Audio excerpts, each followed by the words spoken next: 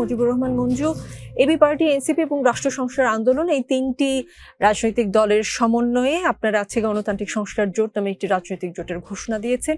এই জোটে কিন্তু গণ অধিকার পরিষদ, তারপরে জেএসডি, আপ বাংলাদেশ সহ আরো কয়েকটি দল যুক্ত হবে এমন আমরা শুনেছিলাম। তো শেষ পর্যন্ত তারা এলো না, নাকি আপনারা নিলেন না?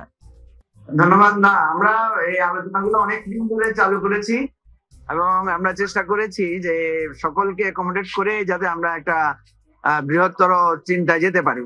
তো এই আলোচনা কিন্তু আমাদের চলমান আছে। অন্যান্য দল, বিশেষ করে আপনি তো জানেন যে আমরা গণতন্ত্র মঞ্চের সাথে যুক্ত 6টা দলকেও আমরা চেষ্টা করেছি এবং ওনাদের সাথে আমাদের আলোচনা চলমান আছে।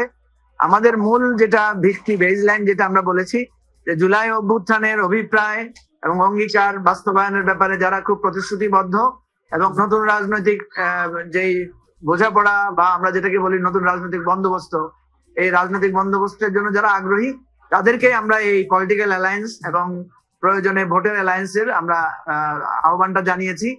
আমরা আশা করছি যাদের কথা আপনি বললেন তাদের পাশাপাশি আরো নতুন যারা এই অভিপ্রায়ে অঙ্গীকারাবদ্ধ থাকবেন তারাও আমাদের সাথে আসবেন। ইনশাআল্লাহ আমাদের এই জোটটা আশা করি নতুন একটা রাজনৈতিক আইডিয়া বা নতুন একটা রাজনৈতিক পথ মানুষের সামনে তুলে ধরবে বা উন্মোচন করবে বলে আমি বিশ্বাস করি। আপনারা কি গণতান্ত্রিক সংস্কার জোট মানে একা থাকবেন, নাকি আপনারা একসাথে হয়ে আবার বিএনপির সাথে বা জামায়াতের সাথে চলে যাবেন? না, দেখেন, বিএনপি বা জামাতের জোটের বাইরেই তো আমরা এই ধরনের একটা মধ্যবর্তী জোট করেছি।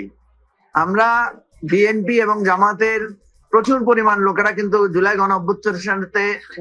গণ অভ্যুত্থানের সাথে সরাসরি সম্পৃক্ত ছিল। সকল দিক থেকে তারা কিন্তু সহযোগিতায় এখানে অংশীদার ছিল। কিন্তু আমরা দেখেছি গণ অভ্যুত্থানের পরে দলীয় রাজনীতিকে তারা প্রাধান্য দিয়েছেন এবং দলীয় রাজনীতির প্রাধান্য দিতে গিয়ে উভয় দল একে অপরের সাথে এক ধরনের সংঘাতে, এক ধরনের একে অপরের বিরুদ্ধে পজিশন নিয়ে ফেলেছেন। এবং সেক্ষেত্রে আমরা দুটো জিনিস দেখেছি। একটা হচ্ছে বিএনপির মধ্যে আমরা দেখলাম যে সংস্কারের ব্যাপারে মৃদু অনীহা আমরা দেখেছি এবং সেই জায়গায় আমরা বিএনপিকে চেষ্টা করেছি যে যাতে সংস্কারের ব্যাপারে তারা প্রতিশ্রুতিবদ্ধ থাকেন। তো বিএনপি যে সংস্কারের ব্যাপারে প্রতিশ্রুতিবদ্ধ নয় বিষয়টা তেমন না, কিন্তু আমাদের মধ্যে কিছুটা সংশয় তৈরি হয়েছে বিএনপিকে নিয়ে। একই সাথে জামাত নিয়ে আমাদের যে সংশয়টা তৈরি হয়েছে, আমাদের কাছে মনে হয়েছে জামাত অনেক লম্বা সময় ধরে একটা নিপীড়ন ভোগ করেছেন, এক ধরনের রাষ্ট্রীয় বা ফ্যাসিবাদীদের নানা ধরনের অন্যায় অত্যাচারের মুখোমুখি হয়েছেন।